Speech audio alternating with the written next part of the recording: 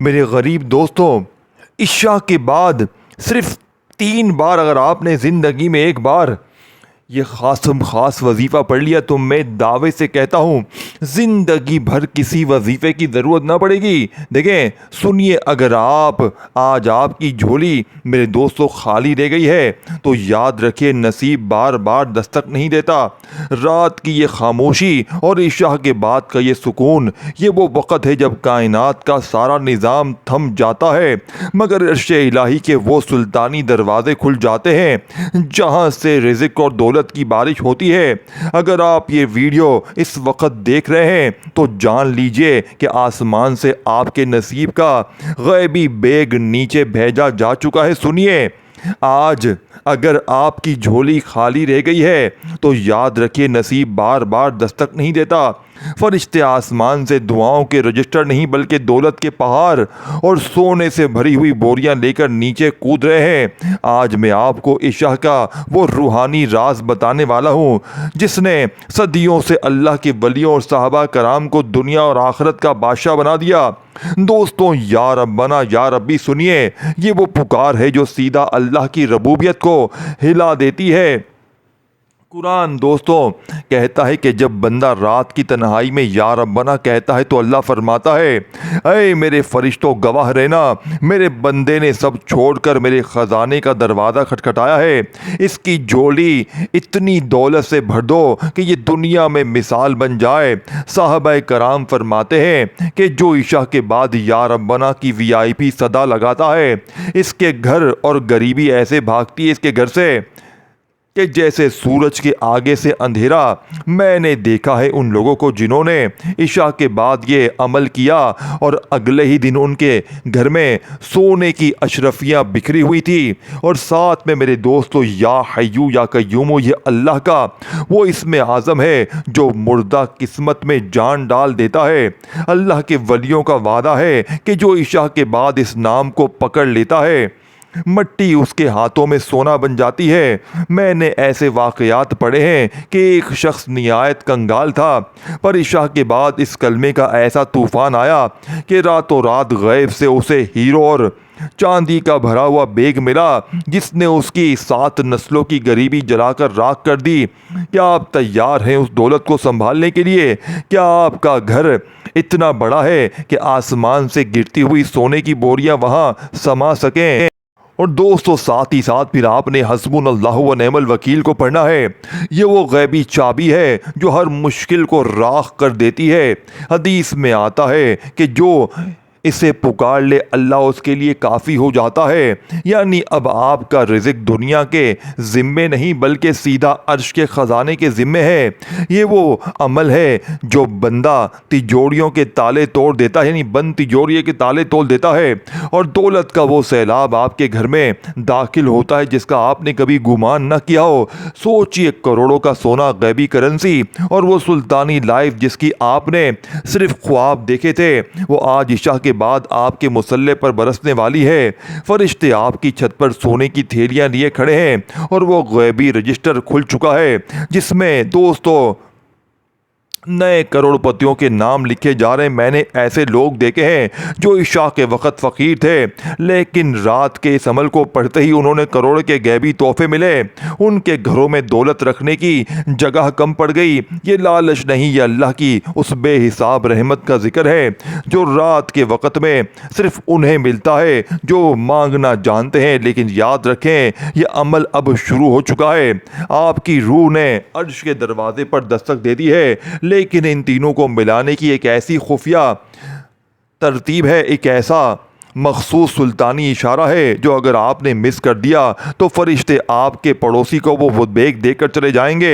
मैं देख रहा हूँ दौलत की वो बोरियां आपके दरवाजे तक पहुँचने वाली हैं। अभी इसी वक्त पूरे ईमान और दौलत की लालच के साथ कमेंट्स में या रब्बना लिखें और इस अमल को शुरू करें। देखें दोस्तों, अगर आप गरीब हैं, फ़कीर हैं, लाचार हैं, अगर आपने अपनी ज़िंदगी में बेशुमार वजीफ़े पढ़े हैं लेकिन हालात बदलने का नाम नहीं लेते, तो इशा की नमाज के बाद फ़ौरन इशा की बाद या नमाज के बाद से लेकर सुबह फजर से पहले पहले पूरी रात में तन्हाई में बैठकर सिर्फ आपने ये चारों चीज़ें ख़ास तरतीब से पढ़नी है और इंशाअल्लाह इस अमल को पढ़ते ही आपको पूरी ज़िंदगी किसी और वजीफ़े की ज़रूरत ना पड़ेगी, किसी और के दर पे जाने की ज़रूरत ना पड़ेगी। ये मांगने वाले हाथ इंशाअल्लाह बांटने वाले हाथ बन जाएंगे।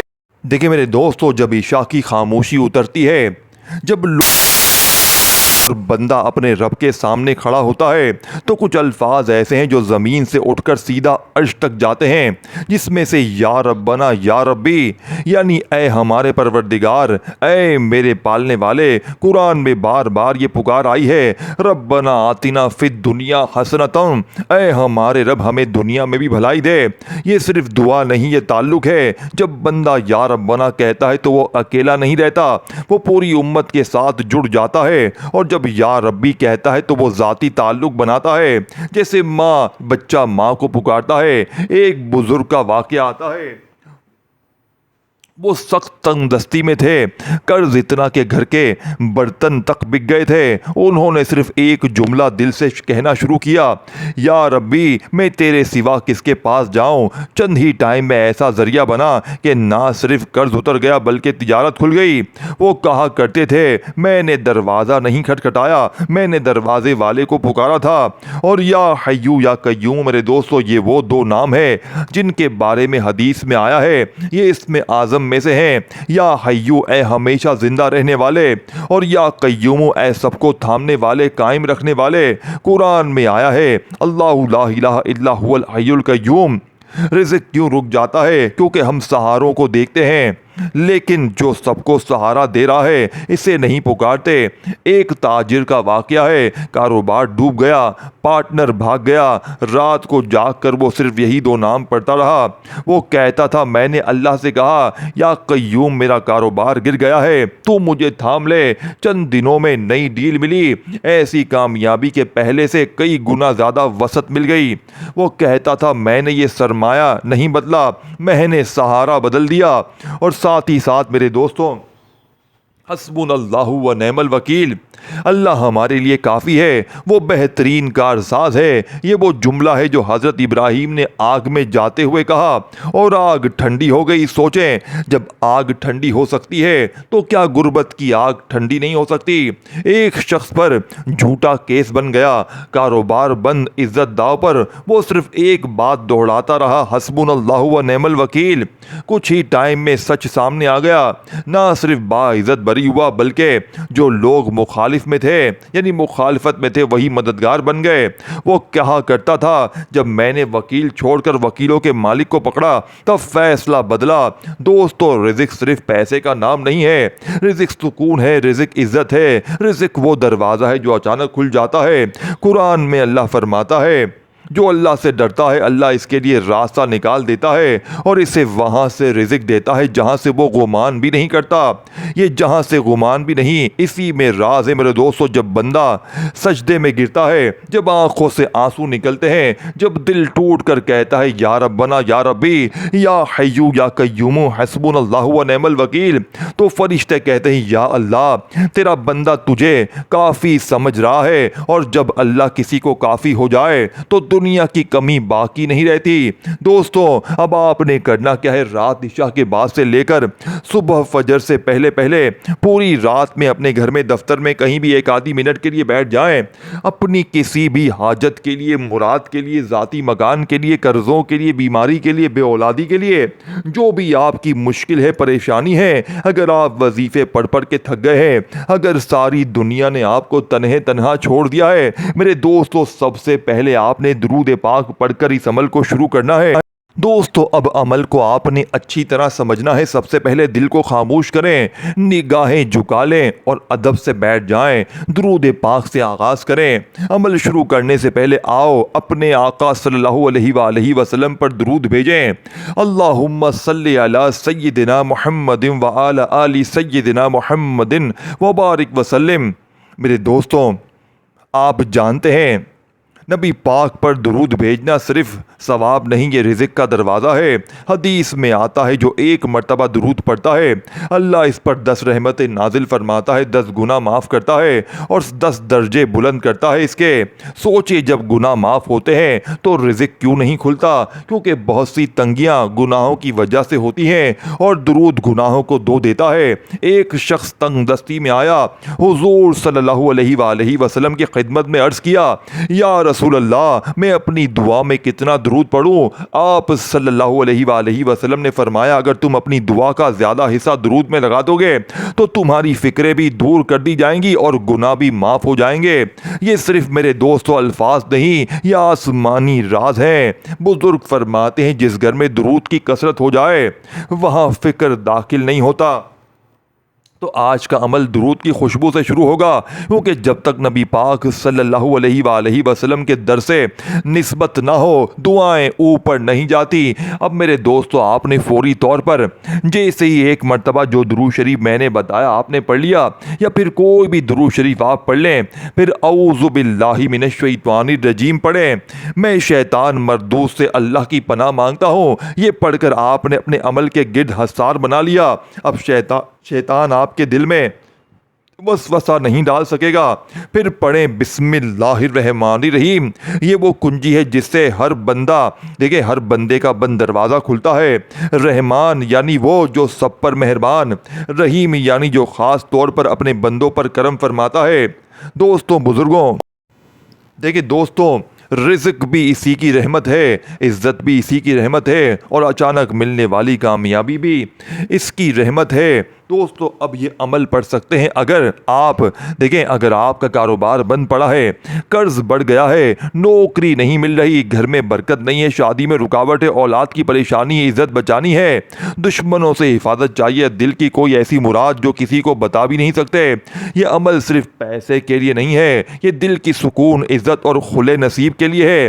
अब आपने सबसे पहले दुरूद शरीफ पढ़ लिया, फिर औज़ु बिल्लाहि मिनश शैतानिर रजीम बिस्मिल्लाहिर रहमानिर रहीम पढ़कर अमल के पहले नंबर पर आपने या रब्बना या रब्बी को पढ़ना है। देखिए या रब्बना जिसका मतलब है ऐ हमारे रब, ऐ हमारे परवरदिगार, और या रब्बी ऐ मेरे पालने वाले। कुरान में बार बार ये अल्फाज आते हैं या रब्बना।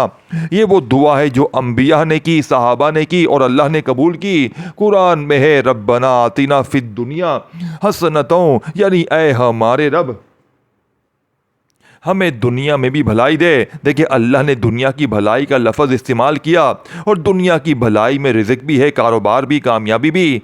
एक शख्स सख्त कर्ज में था, हर दरवाज़ा खटखटा चुका था, आखिरकार इसने रातों को सिर्फ एक बात कहना शुरू की, या रब्बी मैं तेरा बंदा हूँ, तू ही मेरा रब है। वो कहता था मैंने लोगों से उम्मीद छोड़कर रब से उम्मीद जोड़ी। चंद ही दिनों में एक पुराना जानने वाला मिला जिसने बगैर मांगे इसकी मदद की, फिर वही मदद कारोबार का सबब बनी और वही कारोबार रिज़्क़ की वसत का जरिया बना। और वो कहता, यानी कि वो कहा करता था, मैंने रकम नहीं बदली, मैंने निस्बत बदल ली। दोस्तों कुरान का वादा है, अल्लाह पाक फरमाता है मुझसे दुआ करो मैं दुआ कबूल करूंगा। जब आप या रब्बना कहते हैं तो आप अल्लाह को इस सिफत से पुकार रहे होते हैं जो परवरिश करती है। रब का मतलब है वो जो आहिस्ता आहिस्ता कमी को कमाल में बदल दे। अगर जेब खाली है तो रब इसे भर सकता है, अगर कारोबार कमज़ोर है तो रब इसे मजबूत कर सकता है।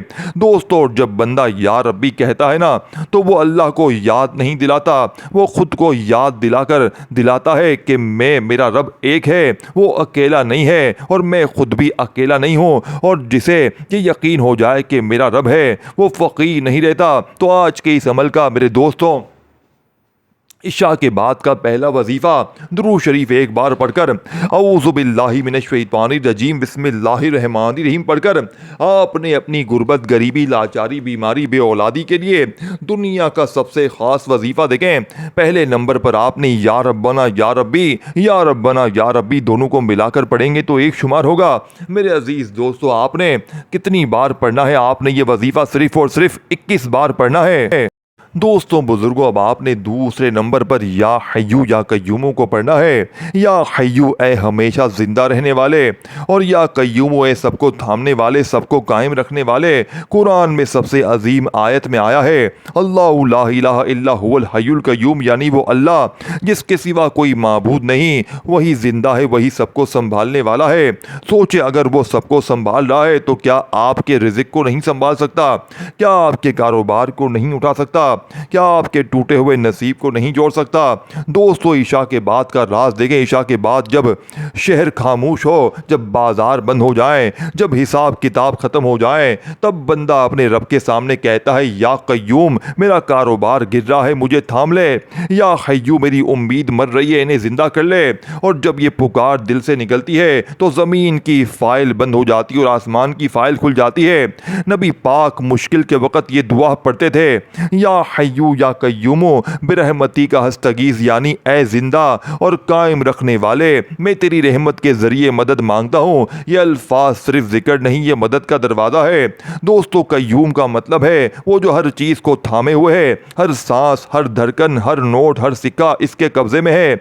अगर कारोबार डूब रहा है तो इसे सहारा कौन दे सकता है? कय्यूम। अगर किस्मत सो गई है तो इसे जगाने वाला कौन है? हय्यू। दोस्तों, कराची के एक ताजिर का कारोबार खत्म हो गया, कर्ज बढ़ गया, लोग दरवाजे पर आने लगे। वो कहता था, मैंने सबके सामने खुद को मजबूत दिखाया, मगर ईशा के बाद में टूट जाता था। वो रात की खामोशी में बैठकर सिर्फ यही दो नाम पुकारता। चंद दिनों बाद एक गैर मुतवक्को आर्डर मिला, फिर दूसरा, फिर तीसरा। वो कहता था, मैंने मार्केट नहीं बदली, मैंने सहारा बदल लिया, मैंने कय्यूम को पकड़ लिया था। आज वो कहता है, मेरा सरमाया मेरा माल नहीं, मेरा सरमाया ये यकीन है कि मेरा रब जिंदा है और मुझे संभाल रहा है। दोस्तों, जब बंदा पहले कहता है या रब्बना या रब्बी, तो वो निस्बत जोड़ता है। फिर जब कहता है या हय्यू या कय्यूम, तो वो सहारा पकड़ता है। पहले वो कहता है तू मेरा रब है, फिर वो कहता है तू मुझे थाम भी ले। ये कम्बिनेशन दिल को मजबूत कर देता है, यकीन दिल में ये यकीन पैदा कर देता है कि मेरा रब जिंदा है, सो नहीं रहा, वो मेरा हिसाब देख रहा है, वो मेरी ज़रूरत जानता है। अल्लाह फरमाता है, वतवक्कलु अलल हय्युल लज़ी ला यमूतु, यानी इस ज़ात, इस जिंदा ज़ात पर भरोसा करो जो कभी नहीं मरती। लोग मरते हैं, सहारे ख़त्म हो जाते हैं, नौकरियां जाती रहती हैं, लेकिन हय्यू बाकी रहता है। और जब सारा सहारा दुगे और जब सहारा कय्यूम हो तो गिरने का डर नहीं रहता। अगर देखें, आप ईशा के बाद ये दो नाम दिल से पुकार लें तो समझ लें आपने अपनी फाइल इसके पास जमा दी है जो कभी गलत फैसला नहीं करता। रिज़्क का दरवाज़ा पैसे से नहीं खुलता, यकीन से खुलता है। और यकीन तब पैदा होता है जब बंदा कहता है, मेरा रब जिंदा है, मेरा रब मुझे थामे हुए है। तो आज के इस अमल का मेरे दोस्तों दूसरे नंबर वाला ताकतवर वजीफ़ा, या हय्यू या कय्यूमु, या हय्यू या कय्यूमु, या हय्यू या कय्यूमु को आपने पूरे 100 बार पढ़ना है। और जब 100 बार या हय्यू या कय्यूमु को पढ़ लें तो तीसरा और फाइनल वजीफ़ा, जो कि इस अमल की रीढ़ की हड्डी है, जो खजानों की सबसे बड़ी खुफिया चाबी है। दोस्तों, अब आखिर में आपने हस्बुनल्लाहु व नेमल वकील, देखें, हस्बुनल्लाह, अल्लाह हमारे लिए काफ़ी है, व नेमल वकील, और वो बेहतरीन कारसाज है। ये वो अल्फाज हैं जो दोस्तों इस वक्त इब्राहीम अलैहिस्सलाम ने कब कहे, जब इन्हें आग में डाला जा रहा था। आग दहक रही थी, लोग तमाशा देख रहे थे, कोई ज़ाहिरी रास्ता नहीं था। लेकिन जब इन्होंने कहा हस्बुनल्लाहु व नेमल वकील, तो आग को हुक्म हुआ ठंडी हो जा। सोचे, जब आग का मिजाज बदल सकता है तो किस्मत का मिजाज क्यों नहीं बदल सकता? जब शोले नरम पड़ सकते हैं तो कर्ज क्यों नहीं उतर सकता? कुरान का वादा है, अल्लाह फरमाता है, फमन यतवक्कलु अलल्लाहु फहुवा हस्बुनल्लाह, यानी कि जो अल्लाह पर भरोसा करे अल्लाह इसके लिए काफ़ी हो जाता है। काफ़ी हो जाना क्या है? यानी बंदा कहता है मेरा जरिया तो ख़त्म हो गया, और अल्लाह कहता है मैं जरिया बन जाऊंगा। एक शख्स पर करोड़ों का कर्ज था, अदालत के चक्कर, नोटिस, घर में फाके की नौबत। वो कहता था मैंने हर वकील आजमा लिया, फिर एक दिन मैंने वकीलों के मालिक को पकड़ लिया। वो हर रात ईशा के बाद दिल टूटा हुआ लेकर बैठता और सिर्फ कहता हस्बुनल्लाहु व नेमल वकील। चंद ही दिनों में एक पुरानी ज़मीन का मसला हल हुआ, गैर मुतवक्को कीमत मिली, कर्ज ख़त्म और वही रकम नहीं, नई शुरुआत बन गई। वो कहता था मैंने हिसाब नहीं लगाया था, मैंने भरोसा लगाया था। दोस्तों, जब बंदा कहता है या रब्बना या रब्बी, तो वो निस्बत जोड़ लेता है। फिर कहता है या हय्यू या कय्यूम तो सहारा पकड़ लेता है। फिर कहता है हस्बुनल्लाहु व निअमल वकील तो फैसला अल्लाह के सुपुर्द कर देता है। ये तीनों मरहले हैं निस्बत, सहारा और सुपुर्दगी, और जब ये तीनों एक साथ जमा हो जाएं तो रिज़्क का दरवाज़ा हिलने लगता है। कराची का एक शख्स कारोबार बैठ गया, कर्ज अलग, इज्जत अलग खतरे में। पहले वो सिर्फ दुआ करता था मगर दिल में शक था। फिर इसने दिल से रब को पुकारा, फिर कय्यूम को सहारा बनाया और फिर अपना केस अल्लाह के सुपुर्द कर दिया। चंद दिनों में ऐसा पार्टनर मिला जिसने सरमाया लगाया, ऐसा आर्डर मिला जो पहले कभी नहीं मिला था। वो कहता है मैंने मार्केट के फार्मूले नहीं बदले, मैंने अपने यकीन का फार्मूला बदला। दोस्तों, रिज़्क सिर्फ पैसे का नाम नहीं, रिज़्क वो इत्मीनान है जो बैंक बैलेंस से नहीं आता। जब बंदा कहता है या रब्बना तो आसमान सुनता है, जब कहता है या कय्यूम तो अर्श हिलता है, जब कहता है तो हस्बुनल्लाह तो फैसले मेरे दोस्तों बदल जाते हैं। अगर इशा की खामोशी में आंखें नम हो जाएं, दिल झुक जाए और ज़बान से ये तीनों अल्फाज निकल जाएं तो समझ लें आपने अपनी गुर्बत की फ़ाइल ज़मीन से उठाकर अर्श पर रख दी है। और जब फ़ाइल अर्श पर पहुंच जाए तो फैसले भी अर्श वाला ही करता है। तो मेरे दोस्तों, आज के इस अमल का तीसरा ताकतवर वजीफ़ा हस्बुनल्लाहु व निअमल वकील, हस्बुनल्लाहु व निअमल वकील को सिर्फ और सिर्फ आपने 313 बार पढ़कर आखिर में दुरूद शरीफ के बाद दुआएं मांगनी है। दोस्तों, बुजुर्गों, भाइयों बहनों, अगर वीडियो आपको अच्छी लगी हो तो दिल से लाइक, कमेंट्स में अपना नाम, वीडियो को शेयर करें और चैनल को सब्सक्राइब करके घंटी के निशान को दबाएं ताकि आपको इस तरह के सच्चे वजीफे रोजाना मिलते रहें। अपना बहुत सारा ख्याल रखिएगा। अल्लाह हाफ़िज़।